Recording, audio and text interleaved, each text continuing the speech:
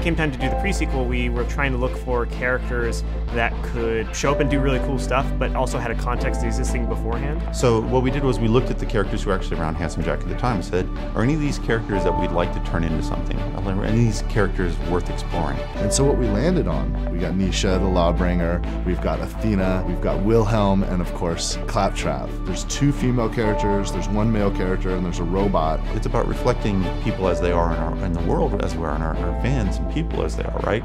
Initially, when we built this universe, said it's going to be diverse, it's going to be interesting, and it's going to be culturally diverse, because culture is something we adore.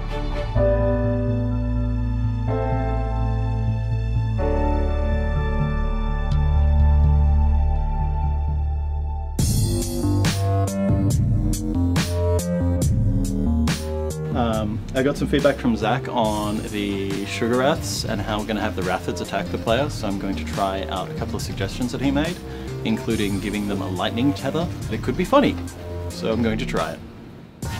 Well, you become one of the Vault Hunters, one of the heroes that's sort of working with Handsome Jack during his rise to power. And his closest lieutenants, it was very clear in Borderlands 2, were Wilhelm and Nisha. Now, Wilhelm, we know what he's going to become in Borderlands 2. Something that's really unique about him is you're actually visually changing him. You're unlocking robotic arms, robotic legs. In the pre-sequel, he starts out fully human, and as you build out his skill tree, he like slowly becomes more cybernetic. And also he has his 2 support drones, which is his special ability. One of them will go out and attack, and then the other one will actually hang behind and recharge Wilhelm's shields. He's just cool, man. Like, you feel like, I'm just cool.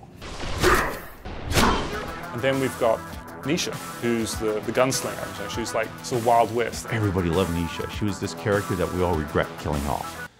Spoiler, yeah. So when you meet Nisha, she is a bandit that kills other bandits. She's just worse than Handsome Jack in many ways. Like, she just enjoys strangling puppies. She's actually just about the most evil character in the entirety of the Borderlands universe, and that's kind of fun. I know people have been asking, does Nisha have the whip? Well, yes, she has the whip, and it's a long-range melee attack. So Nisha's action skill is called Showdown, and it allows her to automatically aim at enemies. It gives her a bunch of buffs to a bunch of different things. And then if you iron sight and then quickly switch targets, you get that Clint Eastwood feeling of like bam, bam, bam, bam, bam, and then just sort of sheathing your gun really quickly. It's a thing that you're going to use in every single combat you get into because it's that useful.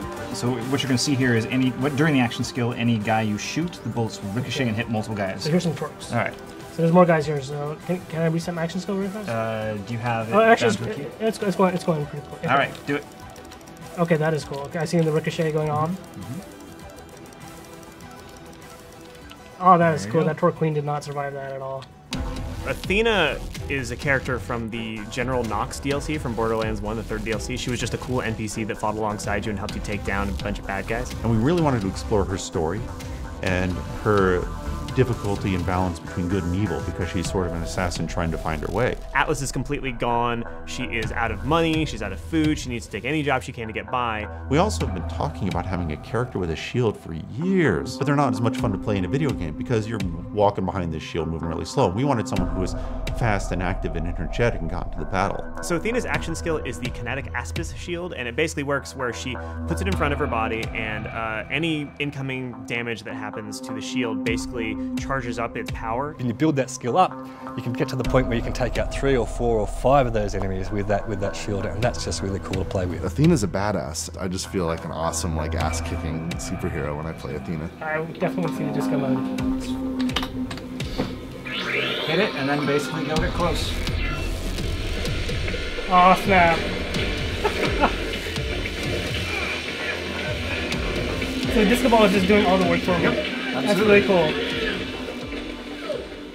For the 4th character, I could tell many stories, but the truth is, Randy Pitchford, the president of this company, really wanted to play as Claptrap. Claptrap is a wild character. You know, we know Claptrap, he's been in the series forever. Claptrap is a Hyperion robot, so there's a really interesting set of narrative circumstances that allow him to actually be on Handsome Jack's team in that time between Borderlands 1 and 2. The idea is great, like, hey, wouldn't it be interesting to finally play as Claptrap?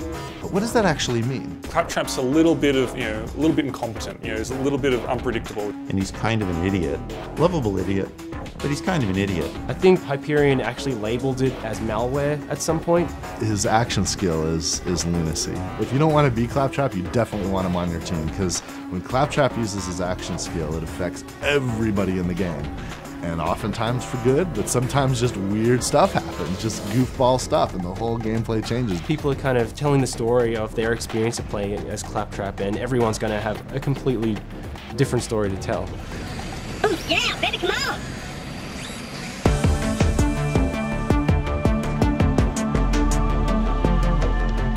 Borderlands is all about building on what's happened before to build a stronger product next time. A lot of the things that were still kind of lingering that just needed to get out of us after we'd finished Borderlands 2 were able to get into Borderlands, the pre-sequel. In the weapons, it was like, okay, well, what gun fantasy are we not hitting? Because we have the Western fantasy with Jacobs, we have the, American action movie star with Torg. We want to make people feel like they're having a fresh experience. It's a big game. You get your money's worth when you play a Borderlands game, and that is a thrill.